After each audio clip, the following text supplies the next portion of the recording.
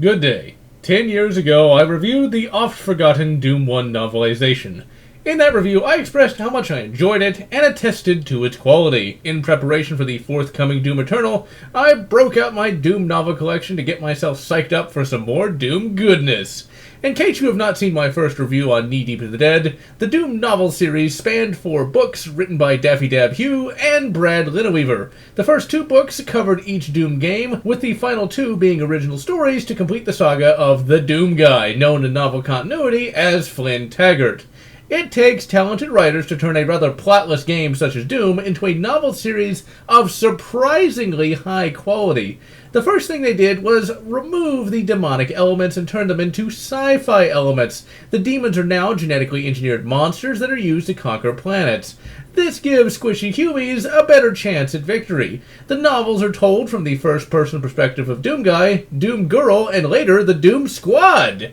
Doom Guy is, as mentioned earlier, Flynn Taggart. He is a member of the U.S. Marines and is part of the fictional Light Drop Infantry and the most gung-ho Marine this side of Sergeant Slaughter. His character is a little over the top where it needs to be and realistic where it should be, and he comes off as a cool dude. He doesn't say rip and tear or give diatribes on nuclear safety, but he does have some thankfully weird lines here and there, and he does get to rip and tear with a bayonet, all the while hopped up on synthetic adrenaline.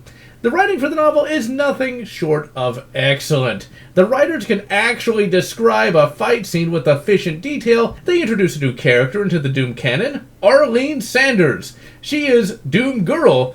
Unlike with today's works, she is the equal of Doom Guy and does not steal the show and instead works with him to balance his strengths and weaknesses. For a novel based upon shooting demons in the face, the writers included a lot of great character moments and a huge amount of backstory for Doom Guy and Girl. This makes the novel that much more enjoyable since both characters are likable and relatable. The main reason why I chose to review this novel again was because I was really surprised at just how good this novel really was. After I reviewed it back in 2010, I never went back to it. So I feared that in 10 years hence I would dislike it or find it silly and stupid. Rather, the opposite occurred. Finding a good book is a difficult proposition. I used to think that I was a big fan of military sci-fi, but actually finding a good military sci-fi book is not easy. Most military sci-fi books star planks of wood as the main character, and the plots are almost entirely formulaic. Dude Bro is good at everything and thus wants to be a Marine in the Marines. He learns how to be better than ever before and acts smug and self-righteous while doing it. He then goes on an epic adventure to stop the Eviltons, and then he comes back and is promoted. And in these books we get to hear all about the great weapons and tactics and lists. Oh, so many lists about how much food they have, the bullets, the tanks. You get the picture. Military sci-fi seems to be less about the characters and their experiences fighting the enemy, and more about the generic details. Oh, and the Marines are only manly scared, so it lets them know that shit be real. Real bad, that is, as Doom Guy would say. In Knee Deep in the Dead, Flynn Taggart is an actual character. He doesn't spend time quoting military regs, nor does he lift off his weapons. Awesomely enough, the Doom shotgun actually has a backstory and is found in a rather tear-jerking way. The goddamn Doom shotgun has character, ladies and gentlemen. Arlene and Fly act like real people, and while there is sexual tension, it never spills over into happy joy fun time, and thus is more satisfying for it. When Flynn finds a civilian, he does not treat said civilian like crap, and instead compliments him on many occasions. The plot for the novel matches the first game quite well. For those who didn't even know that Doom had a plot, here's how the plot went in the game. You are the Doom Marine. After assaulting a superior officer, you are exiled to the Martian moon of Phobos, where you have to act as security as a member of the Space Marines. On a day unlike any other, hell invades, and all of your compatriots are killed, so you have to be a bad enough dude to take on the forces of hell in 3, and later 4, exciting episodes! The novel goes into detail as to just why Flynn Taggart assaulted a superior officer. He punched his CO, Lieutenant Weems, in the face in an attempt to stop him from killing civilians.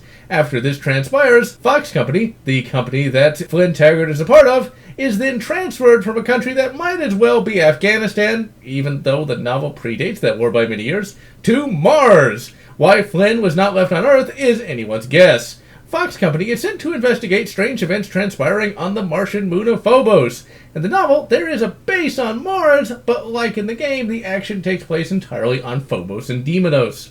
On Phobos, Flynn is left behind with 2 guards while Fox Company investigates the main UAC base. As you would expect, Fox Company is attacked by zombies and imps! The novel gets around the obvious concept of just shooting the bastards in the face by making the Marines fly into a berserker rage at seeing the zombies. And since they're using their fists instead of their bloody guns, the Falzinos make short work of them. The reason this takes place is due to the fact that the Falzinos are using chemical warfare to make the humans not think, and thus they have a major advantage. Like in the Doom trailer, Taggart listens to all this go down on the radio, and eventually decides that he's a bad enough dude to take on the hordes of hell himself, knocks out his 2 guards, which are never seen again, and we never really know if they lived or died or not, but they're unimportant, and heads out to the main UAC base to see if he can save some of his squad, and hopefully, maybe, just maybe, find Arlene. The novel is actually a bit tension-filled at times. This is Flynn Taggart before he became the Doomslayer, so at first he is scared to go up against even one zombie, but over time he gets more and more badass. The novel implies that the reason why Taggart is able to overcome the initial berserker rage when he first sees that zombie is because he has burning will! The novel covers the absolute hell it would be to fight your own zombified comrades, and as the novel progresses, Taggart gets more and more unhinged. It takes a long time before Flynn even sees a sign of Arlene Sanders, and it's not until halfway in the novel that Taggart finally finds her, and she is an excellent addition to the Doom story. She gives Taggart someone to play off of, and she even gets some pretty emotional scenes as well. The major boss battles are handled well, and they're never won via a Deus Ex or just fought easily. Flynn Taggart and Arlene don't just shoot it until it dies. Instead, Taggart and Arlene have to devise actual plans to win, and thus the fights are actually entertaining. The novel even includes the rather odd part at the end of Shores of Hell, where Doomguy repelled via rope into hell. In the book, Doomguy and Girl take a ladder across a hyperspace tunnel to another part of Deimos. The novel features a great many horror elements throughout, and they're actually quite Lovecraftian at times. Doomgirl even gets into the ripping and tearing action, and she is the one who gets to fire up a chainsaw and find some pinkies to slice and dice. And it is thanks to this book that we even have the term pinky. In the original game, pinkies were just called demons, and the novel actually kind of mocks this, as real demons are way scarier. The novel's ending differs from the game. In the game, you fought the Spider Mastermind, and then returned to the green fields of Earth. Since the novel was released in 1995, by that time, Hell on Earth had already been released, and so this novel ties directly into that. And Arlene and Flynn see that Earth is being invaded by the Falzinos. I get the feeling that the writers were trying to homage the old serials because it ends on a cliffhanger. The entire plot is actually completed, but, and this is a bum the size of a mancubus's, we don't get to see them return to Earth until the very next novel, and the entire series is like this. And while this does drum up hype for the very next novel, that doesn't work very well when you can't find it.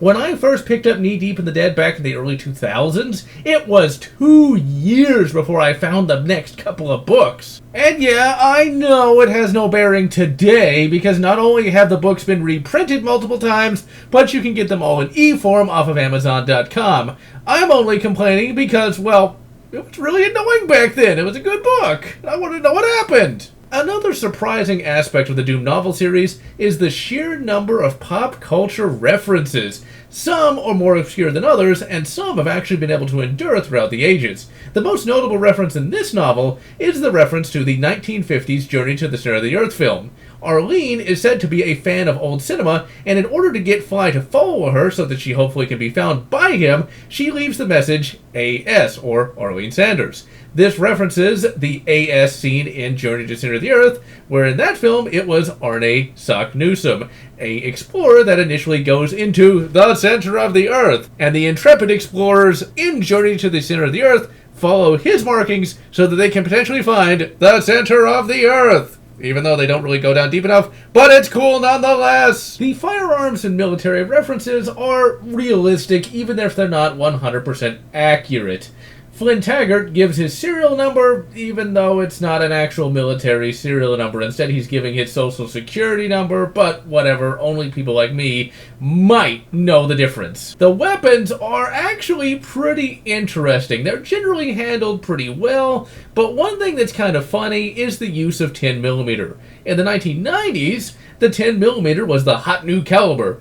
In the early 2000s, when I read the books, 10mm was all but dead, and now in 2020, 10mm's back with a vengeance, and everybody wants a 10mm pistol caliber carbine for some reason. What's really funny, though, is Flynn Taggart says that the standard issue rifle for the U.S. Marines is the SIG Cal, a semi-auto pistol caliber carbine. Yeah, that's what finally dethrones the AR-15. A semi-auto, 10mm pistol caliber carbine. I get the feeling that the Marine Corps sitcom is a big fan of the Delta Elite. The weapons never actually incur any facepalming, although there is one facepalm moment in Arlene Sanders' backstory that shows that the writers don't really know how the military works all that much. I'm surprised they get as much right as they do, but this one is a bit of, shall we say, a facepalmer. In short, Arlene, to prove her mettle, allows a Marine Corps sergeant to shoot an apple off of her head with a sniper rifle. This breaks so many safety regulations, I have literally facepalmed myself so hard that I almost knocked myself out. But this is the only real big problem in the novel, and once again, unless you're me, you're not going to really care, and it doesn't really take you out of the story. And since this is Doom, a little bit of over-the-top crap isn't too bad.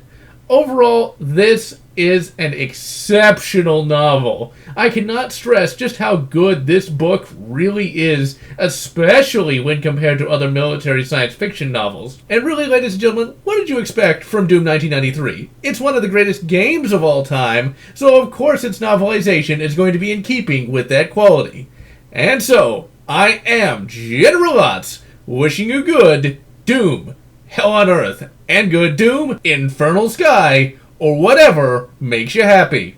If you enjoyed this video, please consider subscribing, and if you can, please consider supporting me on Patreon so that I can continue bringing you this awesome content.